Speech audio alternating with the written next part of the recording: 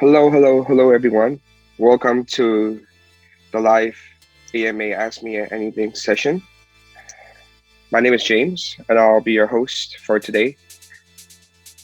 As the previous session were done by text in the Telegram group, for a different experience, we decided to do it via live video by Zoom this time around. Please let me remind our speakers to mute your device until the very end of the session. To new members who are not familiar with Skybit, we are a social enterprise incorporated in Singapore that applies the revolutionary technology of blockchain to provide a modern financial bridge between Southeast Asian nations and the rest of the world. Thank you so much, everyone, for joining the session. Please let me introduce you to all the speakers. We have our Chief Executive Officer, Philip. Hi, Philip. We have our Chief Technology Officer, Singtong. Hello. Hi. And Daryl, our Chief Marketing Officer. Hi, everyone. Hi, Daryl. Greetings. Good. Yep. We also have a very special guest with us today. He's our Skybit Advisory and Secretary of Blockchain Association Singapore, Mr. Kevin Pang. He's a super veteran in the global IT and telecommunication industry, having more than 23 years of experience. He have also founded several fintech companies such as Legatus Global and Keegan Network. Thank you so much, Kevin, for being with us today. Could you please introduce yourself to our members? Sure. Thanks for inviting me to AMA today. My name is Kevin. As what James has actually highlighted just now, I'm actually with the Blockchain Association of Singapore as the secretary. I'm also with a few other global organizations as well that focuses on blockchain. I myself run a couple of blockchain and crypto companies. So yes, very happy to be advising Skybit on getting onto their success, pushing towards the success they have really long vision on. Yes, good to be here tonight. Thank you.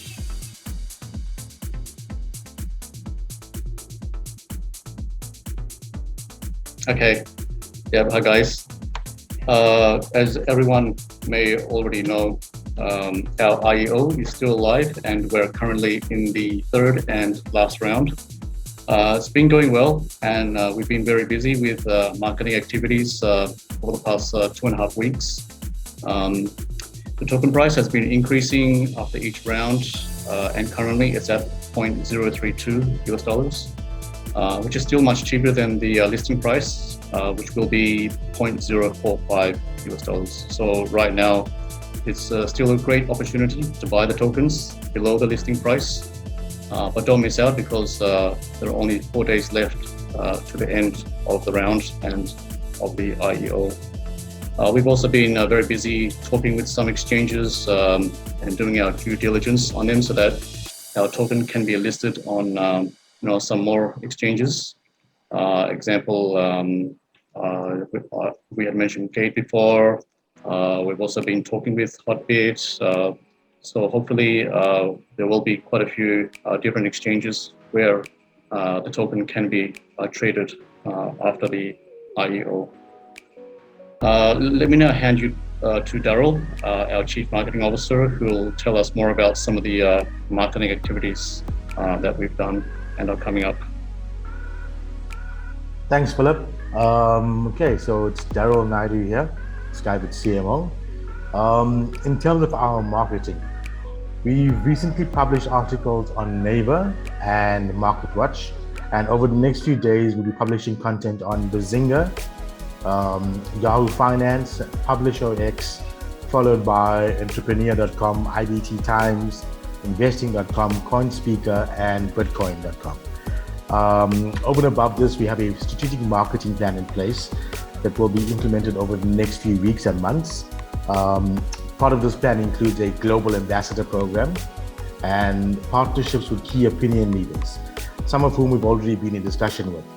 We'll obviously keep the community up to date with marketing activities and our progress going forward. Thank you. Thank you, Philip and Daryl, for sharing your progress, and it's really great to hear the progress of Skybit so far. Now let's hear Sing Tung, our Chief Technology Officer, about Skybit Technologies. Hi, everyone. I'm just going to just please bear with me while I reflect to some of my notes. Right, I just wanted to be clear about what I'm going to say, so everybody understands. So we're at Skybit, obviously bringing new technology, including the blockchain device, derived products and services to people from all walks of life.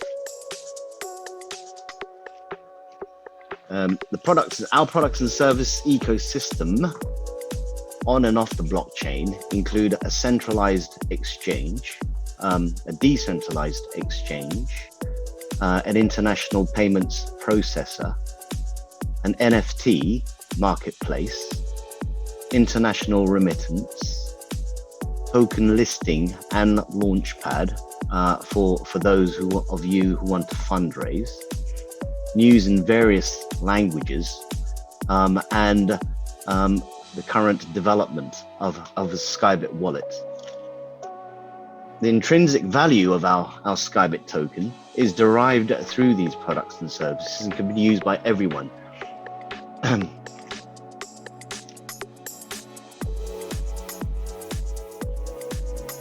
These products and services, by stretch of no imagination, could be made to mean anything whatsoever. Thank you.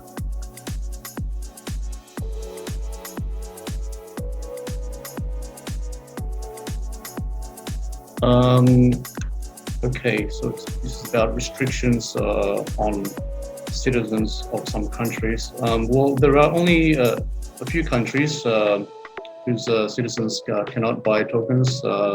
That's mainly due to international regulations. Examples are Iran, Iraq, North Korea. You can see the full list of countries on the IEO page. You just scan, the QR code that you see on the background for the IEO page on Probit. Then, it will take you to that page where you can click on a link that will show you the full list of countries whose citizens cannot buy tokens. But more than likely, most people around the world can buy our tokens. So, but if you are concerned, then it's best to check on the page by clicking that link.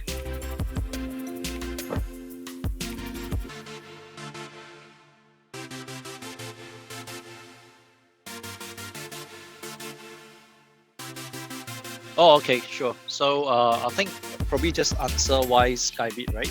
I think there are many projects out there that in crypto projects since when I went into the market 2016, 17 onwards, lots of projects. But I think Skybit is one of the few projects that kind of do things quite properly. They are not here to scam, or they are not here to do a fast one, because if they did, they are probably very rich by now and they don't have to wait until so they spend a lot of time figuring things out to make it very good, as in make sure that everything is compliant, that the projects have a long-term vision and a long-term goal and long-term operations as well.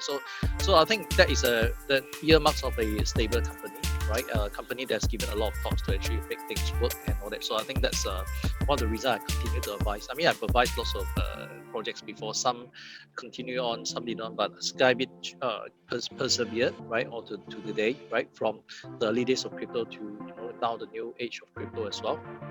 So I think they're quite resilient. They've gone through various rounds of getting the business right and all that. So I think they're rather resilient. So how I advise for them is that I am actually having quite a fair bit of experience in regulation, so that Skybit being that they want to be compliant to doing this project, as well as with prevailing laws, which is why that's the part that I actually kind of help them with regulations, and also help them with understanding global regulations and compliance as well, right? What needs to be done, what cannot be done, stuff like that. So because they do have a vision to do things properly, right, compared to most of the other projects who doesn't probably really bother about regulations till they get into trouble with the regulators. I think Skype is one of the few projects that take regulations very seriously at the onset.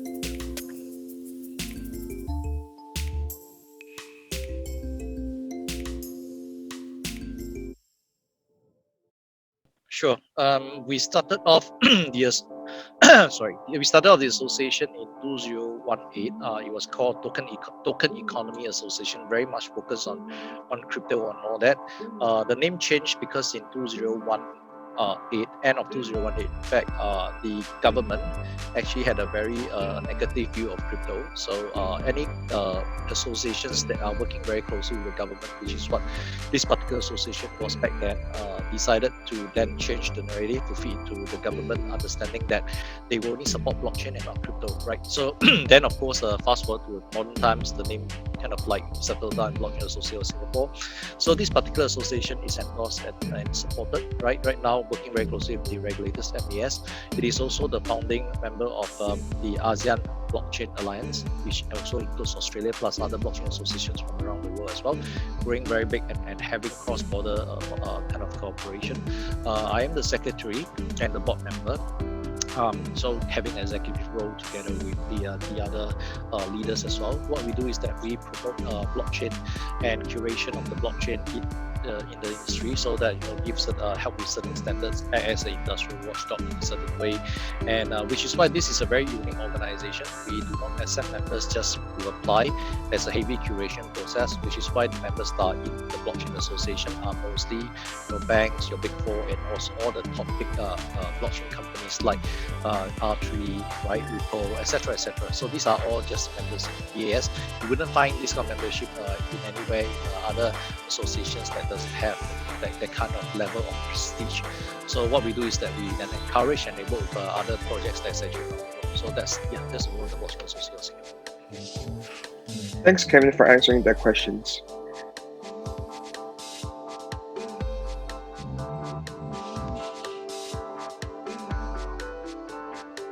I think that was covered in the previous session of the AMA number 2. I think it would be good to answer again because in case there are some new members who want to know. Well, basically, I think being a member of the association has given us a few different benefits.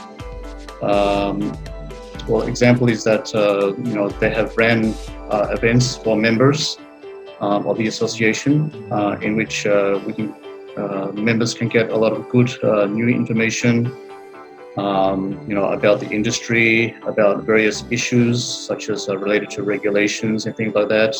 And it also gives us a chance to give our input, our opinions about any kind of upcoming regulations or whatever authorities are thinking of doing. We can have some influence in that process, so that there could be some benefit that we can get via that influence for the industry, so that there can be some balance between regulation and innovation, rather than too much regulation and we don't give in any opinions, then we may suffer. So it is better to be able to give our opinions, so that we can shape regulation, so that it's more balanced, and that we can go on and succeed within an environment of regulation.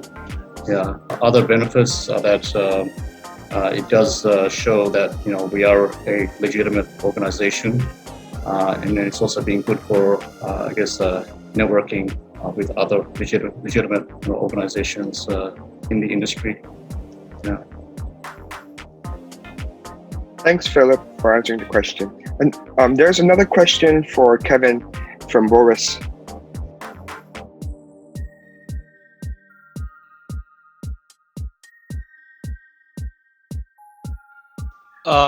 So the fintech industry right now, right? I think there's a lot of focus on few things, right? Payments, and as well as like cryptocurrency, the use of cryptocurrencies, and as well as NFT as well. The NFT has actually taken a crazy topic right now. The media is covering that almost every other week or every other day. They've been covering this since March, and there's a lot of attention on NFT right now. There's also a lot of attention on play to earn kind of games like Axie Infinity, a lot of coverage of that, decentralized finance.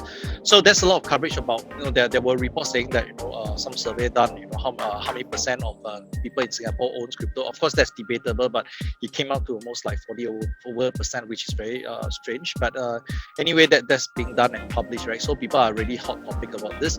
So with the advent of decentralized finance regulations, and some of the exchanges and also some of the providers in Singapore getting approved for the Payment Services Act licenses, a lot of attention here in Singapore.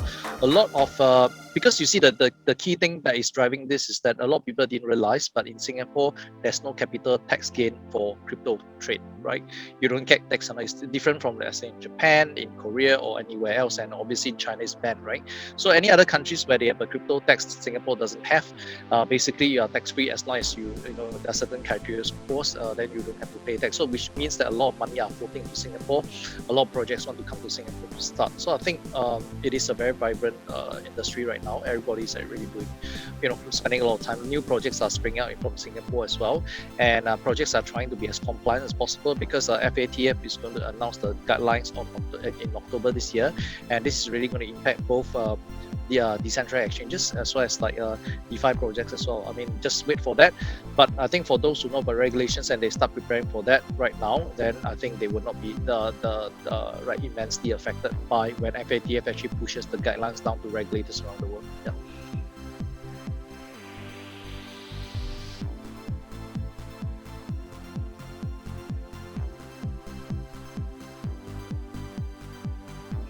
Probably answer that. So I think in terms of regulations, Singapore is probably the only country in the ASEAN region has very clear regulations in terms of regulating cryptocurrency and the trade of cryptocurrency, or using that as a payment.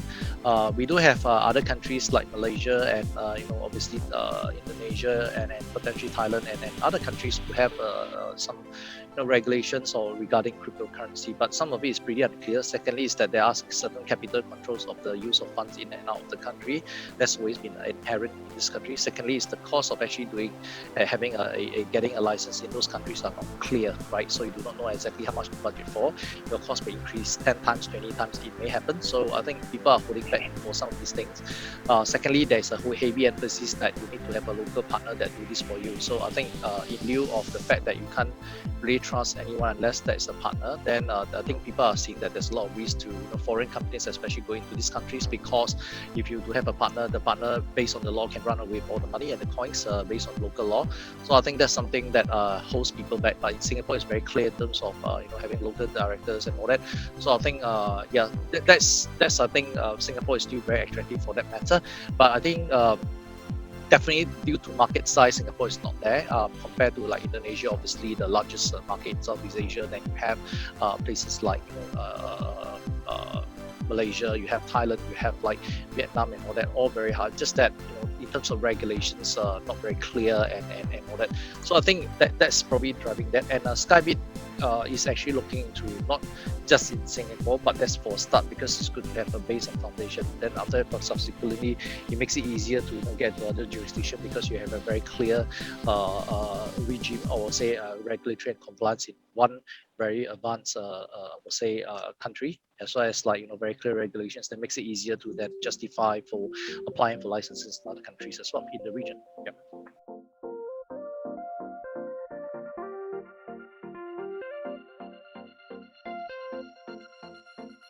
Yeah, I'll take this one. Thanks, James. Yeah, unfortunately, with the pandemic over the past year, we haven't been able to attend any physical events.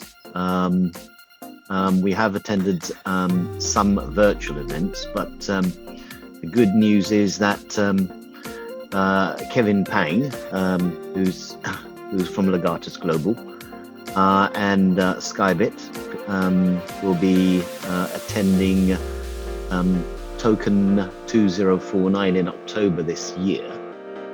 So that's well, we're at the end of August now, so that's happening in October. I think it's the 7th to the 9th. So Kevin's going to be coming over from Singapore. I'm already actually here in London. So we're in the midst of preparing for this event, where we're going to be representing our own companies together in support of each other. And that's going to be in, I believe, the Connaught Rooms in Leicester Square.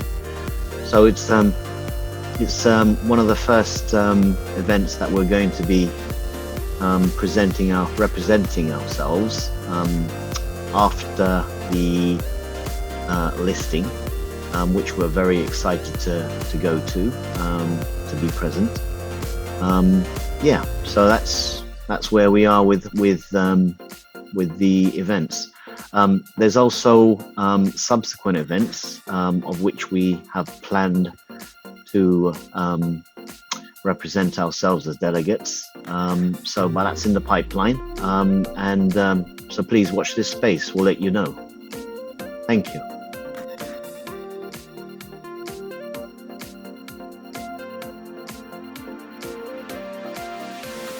Legatus is actually a payments company. They have a lot of partnership, payment network with banks and all that. So I think for quick access to financial institutions and all that, because it's not easy for companies to work directly with financial institutions, since Legatus have already done that, then I think Legatus will be happy to support Skybit in terms of what they want is to get payment aggregators and all that. So potentially Legatus can be a partner that will help fulfill one of some of the Skybit's requirements, right, to do cross-border payments, etc. So I think, yeah, that we will be one of the network that Skybit is. Thank you so much, Kevin, Philip, and Daryl, and Sing Sung for your insightful answers to our questions. We are now near the end of our session.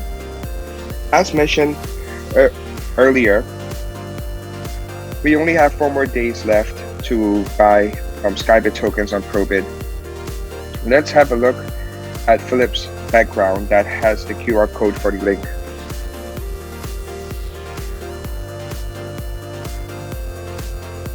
You can also see the codes for the other links connected with the Telegram and to see our platform. Thanks everyone for attending our 3rd AMA session via Zoom today. Let's rise together to the moon with Skybit. The sky is not the limit. Bye, everyone. Thank you. Thanks, everybody. Yeah, Thanks, guys. guys. Appreciate it. Cheers. Yep. Thanks. Thank you. Thanks, Take care. everyone. See you guys. Cheers. Thanks Bye. very much. Yep.